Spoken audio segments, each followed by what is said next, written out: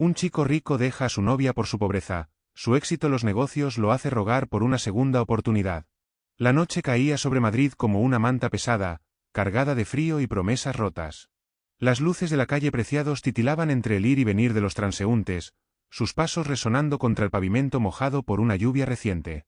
El aire olía a castañas asadas, a perfume barato y al humo de los coches que rugían en la cercana Gran Vía. En medio de ese caos, bajo una farola que parpadeaba como si dudara de seguir viva, estaba Lucía, con las manos temblando y los ojos fijos en el suelo. Frente a ella, Javier, envuelto en un abrigo de lana que gritaba dinero, sostenía una figurita de cristal entre sus dedos. Era un ángel pequeño, delicado, con las alas extendidas, un regalo que ella le había dado meses atrás después de ahorrar turnos enteros en la cafetería. Sin mediar palabra, él lo dejó caer. El cristal se hizo añicos contra el suelo con un sonido seco, casi musical, que cortó el bullicio de la calle por un instante. Lucía contuvo el aliento, como si el ángel roto fuera ella misma deshaciéndose en pedazos. No eres para mí, Lucía, dijo Javier, su voz fría como el viento que se colaba por las mangas de su chaqueta. La miró de arriba abajo, deteniéndose en sus botas gastadas y su bufanda deshilachada, y una sonrisa torcida se dibujó en su rostro. No voy a perder el tiempo con tus miserias. ¿De verdad pensaste que esto iba en serio? ¿Qué viviría con una camarera? Sus palabras eran afiladas, pensadas para herir, y lo lograron. Ella sintió como el calor subía a sus mejillas, como el nudo en su garganta crecía hasta casi ahogarla. Los transeúntes pasaban a su alrededor, algunos girando la cabeza con curiosidad, otros fingiendo no ver. Una pareja joven se detuvo a unos metros, susurrando entre risas, y Lucía deseó que la tierra se la tragara. Javier, por favor, empezó a decir, pero él ya se estaba dando la vuelta. Fue un capricho, nada más, la interrumpió sin mirarla, ajustándose el cuello del abrigo como si quisiera borrar cualquier rastro de ella de su vida. Sus pasos resonaron mientras se alejaba hacia la Plaza Callao, su silueta engullida por la multitud y las luces de los escaparates. Lucía se quedó allí, quieta, con el eco de sus palabras rebotando en su cabeza. El ángel yacía en fragmentos a sus pies, las alas partidas reflejando la luz de la farola en destellos irregulares. Se agachó lentamente, recogió uno de los pedazos y lo sostuvo entre sus dedos. Era afilado, como su dolor, y por un momento pensó en apretarlo hasta que la sangre brotara, como si eso pudiera devolverle algo de lo que había perdido. Pero no lo hizo. En lugar de eso, se enderezó, respiró hondo y dejó que el aire helado le quemara los pulmones. Sus ojos, aún húmedos, brillaron con algo nuevo, una chispa de rabia, de desafío. «Te arrepentirás», murmuró para sí misma, tan bajo que apenas se escuchó entre el ruido de la calle. Guardó el fragmento en el bolsillo de su chaqueta y se alejó hacia el Metro Sol, con el cabello revuelto por el viento y los hombros tensos bajo el peso de lo que acababa de pasar. Unos minutos después, estaba sentada en un banco cerca de la entrada del metro, con el rumor de los trenes subterráneos vibrando bajo sus pies. Sacó el pedazo de cristal y lo miró fijamente, girándolo entre sus dedos como si fuera un talismán. Recordó la Navidad pasada, cuando Javier le había dado esa misma figurita. Habían estado en su ático en Salamanca, con vistas a las luces de la ciudad, y él la había abrazado por detrás mientras le susurraba que siempre estarían juntos. Ella había trabajado turnos dobles en la cafetería de la Gran Vía para comprarle una corbata cara, una que la había usado una sola vez antes de tirarla al fondo de un cajón. Aquel recuerdo le dolió más que el frío que se colaba por las costuras de su ropa. «¿Cómo pude ser tan estúpida?», pensó, cerrando los ojos con fuerza. Pero entonces algo cambió dentro de ella. Abrió los ojos de golpe, y una determinación feroz se asentó en su pecho. No iba a derrumbarse. No esta vez. Lucía tenía 25 años y una vida que, hasta ese momento, había sido una lucha constante. Había crecido en Toledo, en un piso pequeño cerca de la catedral, donde su madre cosía ropa para los vecinos mientras el dinero apenas alcanzaba para el pan. Su padre se había marchado cuando ella tenía 10 años, dejándolas con deudas y un silencio que pesaba más que las palabras. Desde entonces, Lucía había jurado no depender de nadie, pero con Javier había bajado la guardia. Él era todo lo que ella no tenía: dinero, seguridad, un apellido que abría puertas. Vivía en un mundo de restaurantes caros y coches brillantes, mientras ella servía cafés en la Gran Vía por un sueldo que apenas cubría el alquiler de su habitación compartida en Lavapiés. Durante 2 años, ella había creído que la veía como algo más que un pasatiempo. Ahora sabía la verdad.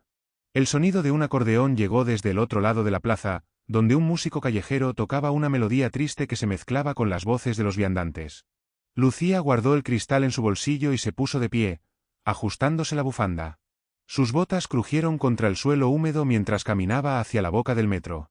El aire estaba cargado de humedad, y el olor a metal y gasolina le llenó la nariz. Bajó las escaleras, esquivando a un grupo de turistas que reían con sus mapas en la mano, y se detuvo frente a las puertas del vagón. Mientras esperaba, una conversación cercana llegó a sus oídos. Dos mujeres, con bolsas del Corte Inglés, hablaban de una amiga que había dejado todo por perseguir un sueño loco. Y ahora tiene su propia tienda, dijo una de ellas, con una mezcla de admiración y envidia. Lucía las miró de reojo, y algo en esas palabras se clavó en su mente como una semilla. El tren llegó con un chirrido, y las puertas se abrieron con un zumbido. Lucía subió, apretada entre abrigos mojados y mochilas, pero por primera vez en esa noche no se sintió invisible. Mientras las luces del túnel pasaban rápidas por las ventanas, pensó en Javier, en su sonrisa cruel y sus zapatos caros pisando los restos de su dignidad. No iba a dejar que eso fuera el final. Voy a hacer que me mire de otra manera, se prometió, apretando el fragmento de cristal en su bolsillo hasta que le dolió la palma. El vagón traqueteaba, llevándola hacia Lavapiés, pero su mente ya estaba en otro lugar, tejiendo un plan que aún no tenía forma clara. Cuando salió del metro, la calle estaba silenciosa, salvo por el eco lejano de un bar que aún no había cerrado. Subió las escaleras de su edificio, un bloque viejo con pintura descascarada y un ascensor que nunca funcionaba. Al entrar en su habitación, dejó la chaqueta sobre una silla y se sentó en la cama, con el colchón chirriando bajo su peso. Miró por la ventana hacia las luces de Madrid, que brillaban como un desafío. Sacó el fragmento de cristal otra vez y lo colocó sobre la mesita de noche, donde reflejó la luz de una lámpara barata. «Haré que me pidas perdón», susurró, y esta vez su voz sonó firme, como si las palabras fueran un juramento. Afuera, el viento golpeaba las persianas, y el rumor de un coche perdido en la noche se desvaneció poco a poco. El sol apenas despuntaba sobre Madrid cuando Lucía salió de su edificio en Lavapiés, con el eco de la noche anterior todavía resonando en su cabeza. El aire olía a pan recién horneado y a gasolina de los primeros coches que rugían por la calle Argumosa. Llevaba una mochila vieja al hombro y una decisión firme en el pecho: no iba a volver a la cafetería de la Gran Vía. Esa mañana, mientras el agua tibia de la ducha apenas alcanzaba a quitarle el frío de los huesos, había escrito un mensaje a su jefe: «No vuelvo. Gracias por todo». Lo envió sin mirar atrás, sintiendo un nudo en el estómago que no sabía si era miedo o libertad. Ahora, caminando entre los puestos de mercadillo que empezaban a montarse, con el sonido de lonas desplegándose y voces gritando ofertas, se dirigía a la calle Fuencarral. Había visto un anuncio en internet la noche anterior: después de horas dando vueltas en la cama, se busca asistente para tienda de artesanías. Experiencia no imprescindible. No era mucho, pero era un comienzo. La tienda estaba escondida entre una zapatería y una cafetería moderna, con un escaparate lleno de collares y pendientes hechos a mano que brillaban bajo la luz del sol. El cartel de madera sobre la puerta decía «Hecho con alma», y al entrar, el tintineo de una campanilla anunció su llegada. El interior olía a madera y a incienso, y las paredes estaban cubiertas de estanterías repletas de cajas y herramientas. Un hombre de unos 45 años, con el pelo canoso y una camisa arrugada, levantó la vista desde un mostrador lleno de cuentas de colores. «Tú debes ser Lucía», dijo con una sonrisa cálida, limpiándose las manos en un trapo. Se presentó como Miguel, el dueño, y le explicó que necesitaba a alguien para organizar pedidos y hablar con clientes. «No prometo riquezas, pero aquí hay espacio para crecer», añadió, señalando el caos ordenado del taller. Lucía asintió, sintiendo un alivio que no esperaba. Era la primera vez en días que alguien la miraba sin juzgarla. Las primeras horas pasaron rápido. Miguel le enseñó a empaquetar collares en cajitas de cartón, a responder correos y a anotar pedidos en un cuaderno lleno de garabatos. Había algo reconfortante en el ritmo de las tareas, en el sonido de las tijeras cortando hilo y el roce de las cuentas al deslizarse por la mesa. Pero mientras doblaba un paquete, su mente volvió a Toledo, a los días en que su madre cosía hasta medianoche bajo la luz de una lámpara vieja. Recordó las tardes sentada en el suelo, ayudándola a enhebrar agujas mientras el sonido del reloj de la catedral se colaba por la ventana. Su madre siempre decía: «Trabaja duro, Lucía, para que nadie te pise». Pero luego llegó su padre, con sus promesas vacías, y se fue, dejando deudas que las hicieron mudarse 3 veces en un año. Aquel recuerdo la golpeó como un eco del desprecio de Javier, y por un momento, sus manos temblaron sobre la caja que estaba cerrando. «¿Estás bien?», preguntó Miguel, sacándola de sus pensamientos. Ella forzó una sonrisa y asintió, pero él no insistió. En cambio, le dio un café en un vaso de plástico y le dijo que descansara un rato. Lucía salió al pequeño patio trasero de la tienda, donde una silla de plástico cojeaba junto a una maceta seca. El sol calentaba apenas, y el ruido de Fuencarral llegaba amortiguado, risas, claxones, el traqueteo de un carrito de la compra. Se sentó, sosteniendo el café entre las manos, y miró las grietas de sus dedos, marcadas por años de lavar platos y llevar bandejas. ¿Y si Javier tiene razón?, pensó, mientras el vapor del café le rozaba la cara. ¿Y si no soy más que esto? Pero entonces apretó el vaso con fuerza, hasta que el plástico crujió. No, se dijo en silencio, voy a demostrarle que se equivocó. El eco de su propia voz en su cabeza sonaba más fuerte que nunca. Esa tarde, mientras ayudaba a Miguel a preparar un pedido grande, alguien entró en la tienda. Lucía levantó la vista y se congeló.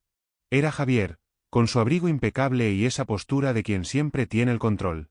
El corazón le dio un vuelco, pero mantuvo la calma, fingiendo ajustar una caja. Él no la vio de inmediato, estaba mirando los pendientes del escaparate con una expresión de curiosidad. ¿Quién hace estas cosas?, preguntó a Miguel, con esa arrogancia que Lucía conocía tan bien.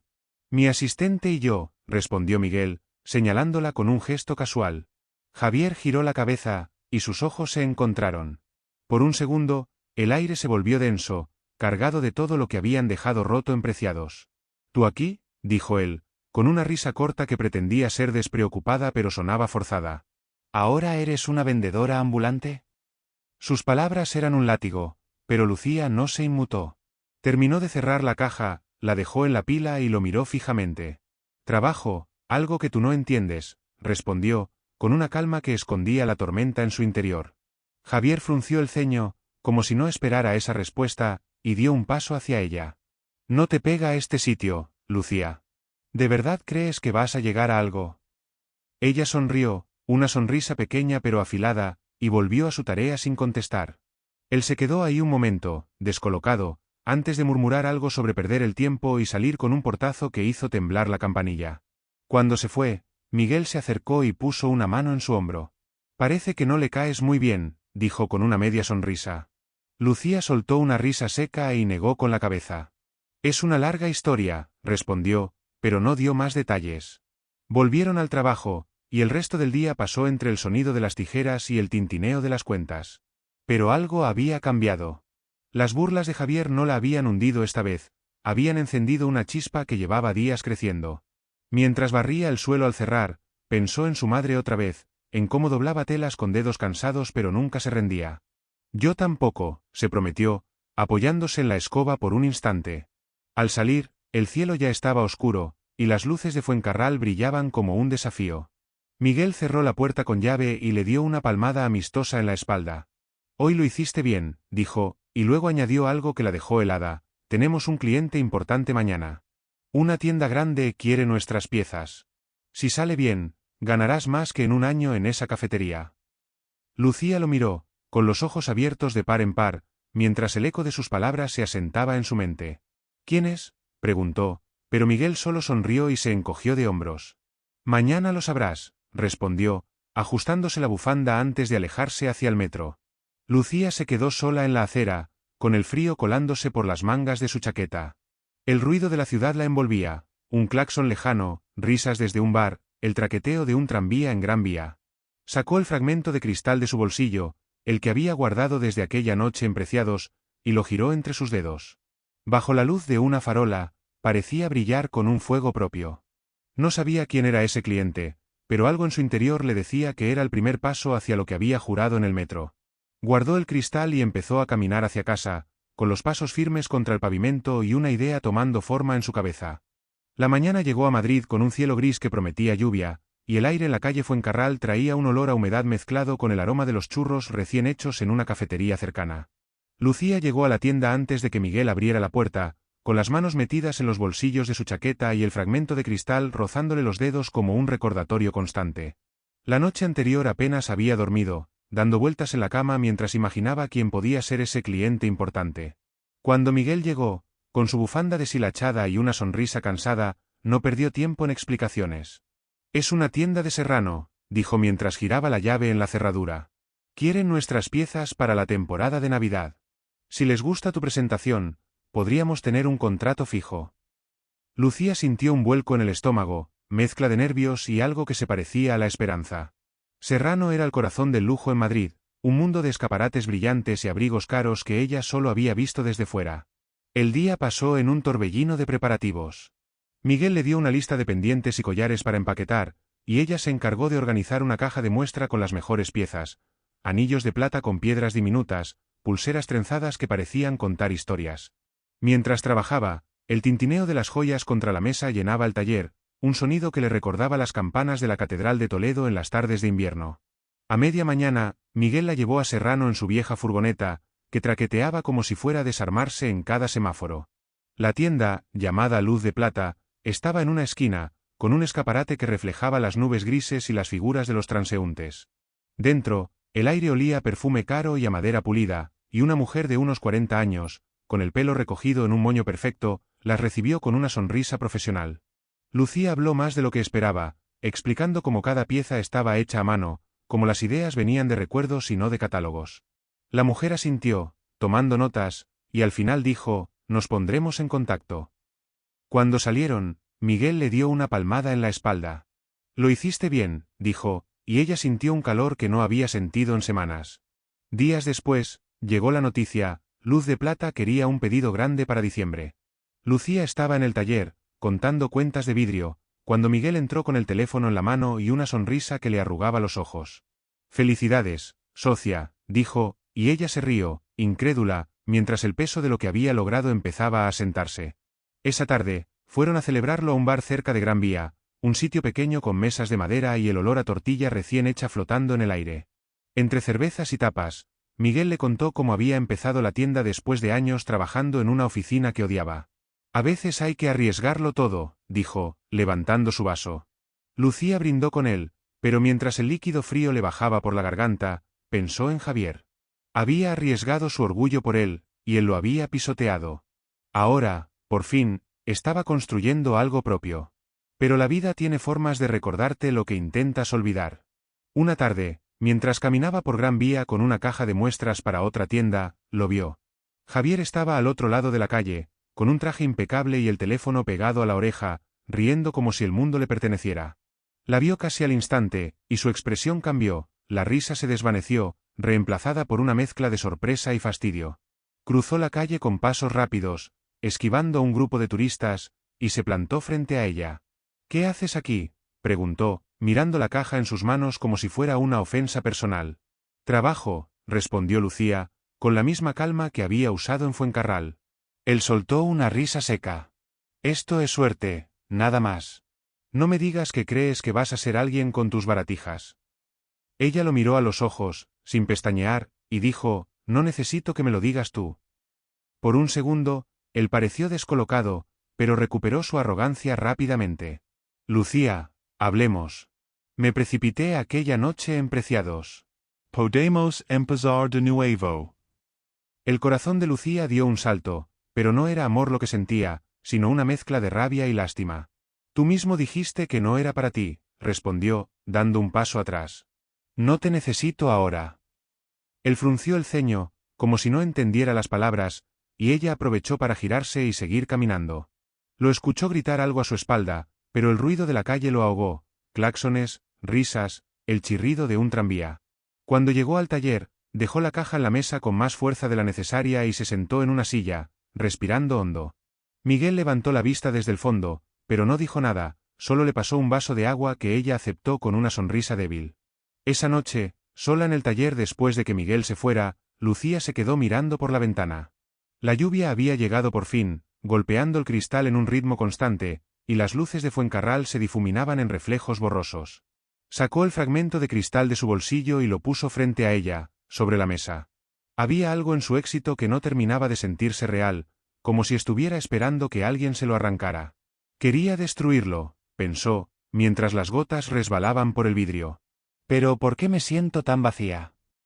Recordó las palabras de Javier, su risa cruel, y luego pensó en su madre, cosiendo bajo aquella lámpara en Toledo. Había jurado no repetir esa vida de sacrificio silencioso, pero ahora, con dinero en el banco y un futuro que empezaba a dibujarse, se preguntaba si estaba haciendo lo correcto. No era solo talento lo que la había llevado hasta ahí. Había un secreto que no le había contado a nadie, ni siquiera a Miguel.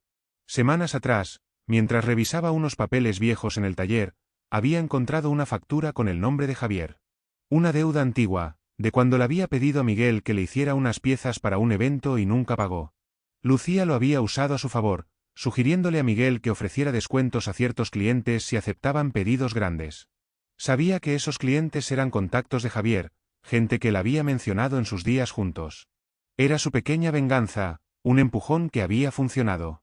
Pero ahora, con Javier reapareciendo, el peso de ese secreto empezaba a apretarle el pecho. ¿Y si se entera?, pensó, mirando el cristal. ¿Y si todo esto se derrumba por mi culpa? La puerta del taller crujió, sacándola de sus pensamientos. Miguel entró, empapado por la lluvia, sacudiéndose el agua del pelo. Olvidé mi cartera, dijo con una risa, pero luego la miró fijamente. ¿Estás bien? Ella asintió, guardando el cristal en su bolsillo, pero él no parecía convencido. Caminó hacia la mesa y se sentó frente a ella, dejando un charco pequeño en el suelo. Mañana será un día grande, dijo, cambiando de tema. Tenemos que preparar más piezas. Lucía sonrió, agradecida por la distracción, pero entonces él bajó la voz y añadió, Javier viene hacia aquí. ¿Sabe lo de la deuda? Las palabras cayeron como un trueno, y Lucía sintió que el aire se le escapaba. Lo miró, con el rostro pálido, mientras la lluvia golpeaba el tejado con más fuerza y el eco de sus propios latidos llenaba el silencio. La lluvia seguía cayendo sobre Madrid, golpeando el tejado del taller en la calle Fuencarral con un ritmo implacable que parecía compasarse con los latidos acelerados de Lucía. El silencio entre ella y Miguel se había vuelto denso, cargado de las palabras que él acababa de soltar como si fueran un peso que ya no podía llevar solo. Javier viene hacia aquí. ¿Sabe lo de la deuda? Lucía sintió que el suelo temblaba bajo sus pies, aunque era solo el eco de un trueno lejano. Guardó el fragmento de cristal en su bolsillo con un movimiento rápido, casi instintivo, y se puso de pie, fingiendo ajustar una caja en la mesa. ¿Cómo lo sabe?, preguntó, con la voz más firme de lo que esperaba. Miguel se encogió de hombros, sacudiéndose el agua de la chaqueta. No lo sé. Alguien debió hablar. Pero está furioso. Me llamó hace media hora, gritando que esto era un engaño. Lucía tragó saliva, sintiendo el calor subirle a las mejillas. El taller, con su olor a madera y cuentas de vidrio, de repente le pareció demasiado pequeño, como si las paredes se cerraran sobre ella. No tuvo tiempo de procesarlo. La puerta se abrió de golpe, y el sonido de la campanilla se mezcló con el rugido de la lluvia. Javier entró como una tormenta, con el traje empapado pegándosele al cuerpo y los ojos encendidos de rabia. «Me engañaste, Lucía», gritó, señalándola con un dedo tembloroso. El agua goteaba de su pelo oscuro, formando un charco en el suelo, y su voz resonó contra las estanterías. Miguel dio un paso adelante, levantando las manos como para calmarlo, pero Javier lo ignoró. «Esto es por mi deuda, ¿verdad? No eres nada sin mis contactos». Lucía sintió un nudo en la garganta, pero no retrocedió. Lo miró fijamente, con las manos apretadas a los lados, y respondió con una calma que la sorprendió incluso a ella misma. «No soy nada sin ellos, dices. Pero mira dónde estoy ahora». Sus palabras fueron como un golpe, y por un segundo, Javier se quedó callado, con la respiración agitada llenando el espacio. «¿Crees que esto es tuyo?», escupió él, dando un paso más cerca. «Esto es mío. Mi deuda, mis clientes. Tú solo eres una oportunista». Señaló a Miguel con desprecio. «¿Y tú, cómo dejaste que esta niña jugara contigo?». Miguel frunció el ceño, pero antes de que pudiera responder, Lucía dio un paso adelante. «No soy una niña», dijo, con la voz cortante como el cristal que llevaba en el bolsillo. «Y esto no es tuyo. La deuda fue un empujón, sí, pero el resto lo hice yo. Cada pieza, cada trato. Tú no tienes nada que ver con esto». Javier soltó una risa amarga, pero había algo en sus ojos, una grieta en su fachada, como si sus palabras hubieran dado en un lugar que él no quería admitir. La discusión escaló rápido. Javier levantó la voz, amenazando con arruinar el taller, con hablar con los clientes y decirles que todo era una mentira. «Si no vuelves conmigo, acabaré con esto», dijo, con una mezcla de furia y desesperación. Lucía lo miró, incrédula, y por un momento sintió lástima. Pero entonces él dio un paso más, demasiado cerca, y le agarró el brazo con fuerza. El movimiento fue rápido, inesperado, y ella sintió el calor de sus dedos apretándole la piel. «Suéltame», gritó, zafándose con un tirón que lo hizo retroceder. El taller se llenó del sonido de su respiración pesada, del crujido de una caja que cayó al suelo en el forcejeo. «Me perdiste aquella noche en Preciados», exclamó, con la voz quebrándose por primera vez. «Cuando rompiste ese cristal, rompiste todo». Javier se quedó inmóvil, con los puños apretados, y por un instante pareció que iba a golpear algo, pero no lo hizo. En cambio, dio un paso atrás, con el rostro pálido y los ojos brillantes, no de rabia, sino de algo que parecía derrota. Miguel se interpuso, con las manos levantadas. «Ya basta», dijo, con una autoridad tranquila que cortó la tensión como un cuchillo. «Vite, Javier. Esto no es tu lugar». Él lo miró, luego a Lucía, y soltó una risa seca que sonó más como un jadeo. «Esto no termina aquí», murmuró, pero su voz carecía de fuerza. Se giró y salió, dejando la puerta abierta y el sonido de la lluvia colándose en el taller. Lucía se quedó quieta, con el brazo aún palpitando donde la había agarrado, mientras el eco de sus pasos se perdía en la calle. Miguel cerró la puerta con un suspiro y se volvió hacia ella. «¿Estás bien?», preguntó, y ella asintió, aunque no estaba segura de que fuera verdad. Cuando el silencio volvió, Lucía se dejó caer en una silla, con las manos temblando sobre las rodillas. El taller estaba en desorden, una caja volcada, cuentas desparramadas por el suelo, un charco de agua donde Javier había estado. Miguel se agachó a recoger las piezas, trabajando en silencio, y ella lo observó por un momento antes de unirse. Mientras barría el suelo, el sonido de la escoba contra las tablas la calmó un poco, pero su mente era un torbellino. Había ganado, lo sabía. Había enfrentado a Javier y lo había hecho retroceder. Pero la victoria no se sentía como esperaba. Se sentó otra vez, con la escoba apoyada en la mesa, y miró sus manos temblorosas. «Gané», pensó, mientras la lluvia seguía golpeando el tejado. «¿Pero a qué precio?». El secreto de la deuda ya no era suyo sola, Javier lo sabía, y aunque no podía probarlo, la amenaza de sus palabras seguía flotando en el aire.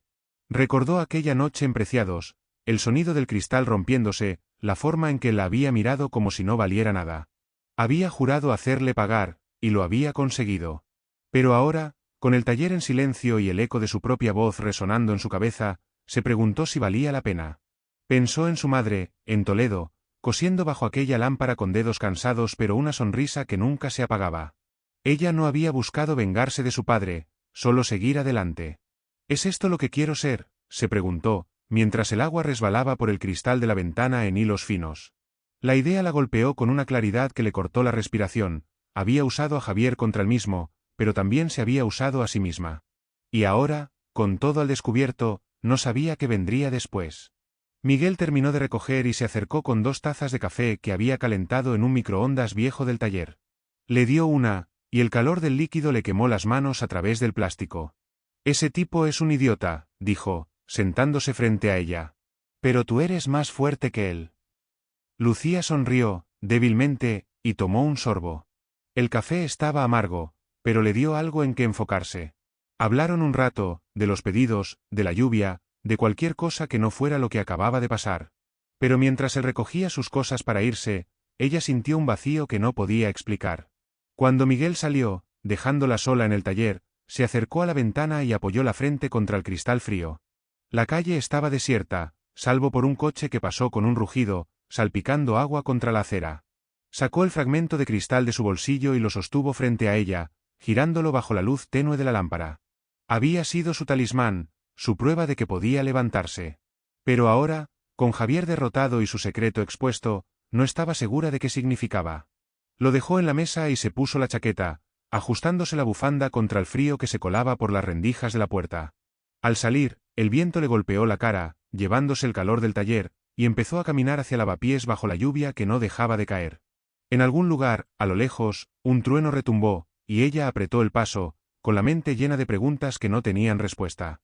Mientras doblaba una esquina, el sonido de sus botas contra el pavimento mojado era lo único que rompía el silencio, pero en su cabeza, las palabras de Javier seguían resonando: «Esto no termina aquí». La lluvia había cesado cuando Lucía salió del taller, pero el frío de la noche madrileña se colaba por las mangas de su chaqueta, pegándosele a la piel como un recordatorio de lo que había pasado. Las calles de Lavapiés estaban casi vacías, salvo por el eco lejano de un bar que aún resistía el cierre y el crujido de las hojas mojadas bajo sus botas. Las palabras de Javier, «esto no termina aquí», seguían girando en su cabeza, como un disco rayado que no podía apagar. Caminó rápido, con las manos en los bolsillos, apretando el fragmento de cristal hasta que le dolió la palma. No sabía qué planeaba él, pero por primera vez no sintió miedo, solo una certeza tranquila, lo que fuera que viniera, lo enfrentaría. Cuando llegó a su edificio, el ascensor seguía roto, y las escaleras olían a humedad y a pintura vieja. Subió los peldaños de dos en dos, como si quisiera dejar atrás la noche entera, y al entrar en su habitación se dejó caer en la cama sin quitarse la chaqueta. Afuera, las luces de Madrid brillaban como siempre, indiferentes a su tormenta. A la mañana siguiente, el taller estaba en calma, pero el aire parecía cargado de algo que no podía nombrar. Miguel llegó temprano, con una bandeja de churros que dejó sobre la mesa y una sonrisa que intentaba ser ligera. «Después de anoche, nos merecemos un premio», dijo, pero Lucía notó la tensión en sus ojos. No hablaron de Javier, no al principio. En cambio, se pusieron a trabajar, empaquetando pedidos mientras el sonido de las tijeras y el roce de las cuentas llenaba el silencio. Pero a media mañana, el teléfono de Miguel sonó, y su rostro cambió al contestar. «Sí, entiendo», dijo, con la voz baja, y colgó con un suspiro. «Era un cliente de Serrano», explicó, mirándola. «Javier ha estado hablando. Dice que nuestras piezas son una estafa, que usamos su nombre para vender». Lucía sintió un nudo en el estómago, pero no se sorprendió. Era típico de él, golpear donde más dolía. Sin embargo, lo que vino después no lo esperaba. Horas más tarde, la mujer de Luz de Plata llamó. «Hemos oído los rumores», dijo, con esa voz profesional que Lucía recordaba de su primera visita. «Pero también hemos visto tu trabajo. Queremos el pedido igual. Y más para enero». Miguel soltó una risa incrédula mientras colgaba, y Lucía sintió que el aire volvía a sus pulmones.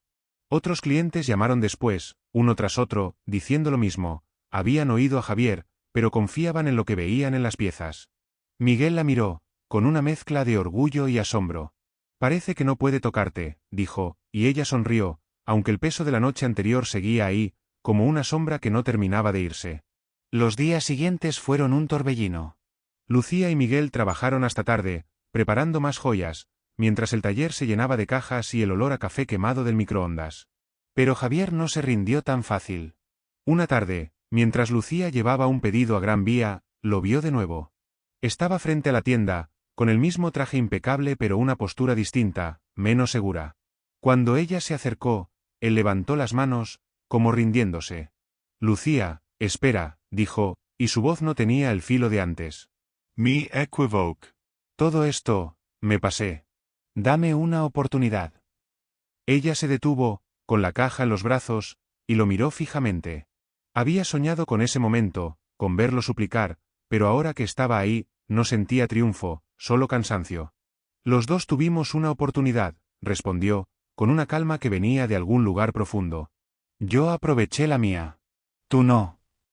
Él abrió la boca para hablar, pero ella ya estaba caminando hacia la tienda, dejándolo atrás entre el bullicio de la calle.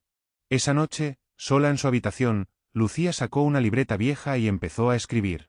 No era un diario, sino una lista de números, lo que había ganado, lo que había gastado, lo que podía enviar a Toledo. Durante meses, había ahorrado cada euro extra, guardando las ganancias en una caja de lata bajo la cama. Ahora, con el contrato de Luz de Plata y otros clientes, tenía suficiente. Llamó a su madre al día siguiente, con el corazón en la garganta.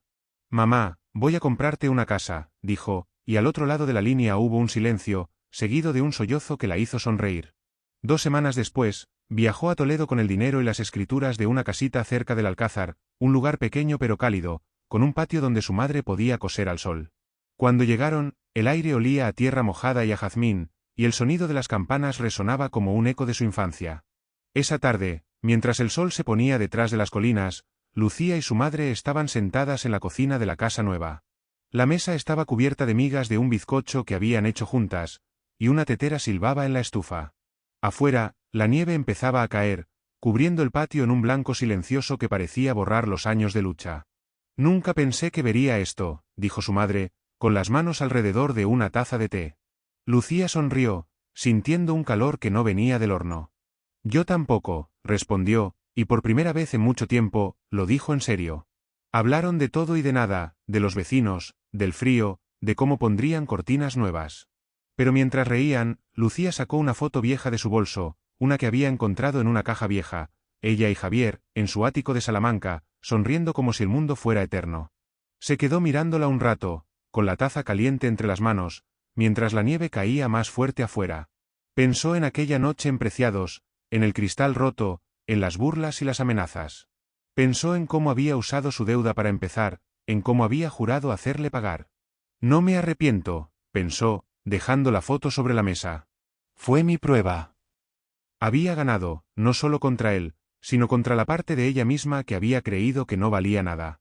La deuda, las joyas, el taller, todo había sido un camino hacia ese momento, sentada en una cocina que olía a hogar, con su madre a su lado. Guardó la foto en el bolso y tomó otro sorbo de té, dejando que el calor le llenara el pecho. Días después, de vuelta en Madrid, Lucía abrió su propia tienda en Gran Vía. La llamó Fragmentos, un nombre que le salió del alma, como si cada pieza que vendía llevara un pedazo de lo que había vivido. El escaparate brillaba con collares y pendientes, y el primer día, Miguel estuvo ahí, ayudándola a colgar un cartel de madera que decía hecho con alma. La gente entraba y salía, y el tintineo de la campanilla se mezclaba con el ruido de la calle, claxones, risas, el traqueteo de un tranvía. Esa noche, cuando cerró la puerta, se quedó mirando el local vacío, con las luces apagadas y el reflejo de las farolas entrando por el cristal. Sacó el fragmento de cristal de su bolsillo, el mismo que había recogido en Preciados, y lo dejó en el mostrador. Bajo la luz de la calle, parecía brillar con algo nuevo, no de rabia, sino de paz. Afuera, la nieve seguía cayendo sobre Madrid, cubriendo las aceras en un silencio que parecía prometer un comienzo. Lucía se ajustó la bufanda y salió, con el frío mordiéndole las mejillas. Caminó hacia el lavapiés, con las manos en los bolsillos, y pensó en Javier por última vez. No sabía qué haría él ahora, si cambiaría o se hundiría en su propio orgullo. Pero ya no le importaba. El eco de sus botas contra el pavimento mojado llenaba la noche, y mientras doblaba una esquina, las luces de Fragmentos quedaron atrás, brillando como un faro en la oscuridad. Gracias por pasar tiempo con nuestros héroes. Escriban su opinión en los comentarios si esta historia ha tocado su corazón. Denle like y suscríbanse a nuestro canal para no perderse otras historias conmovedoras. Compartan este vídeo con sus amigos, quizá los inspire a hacer algo importante.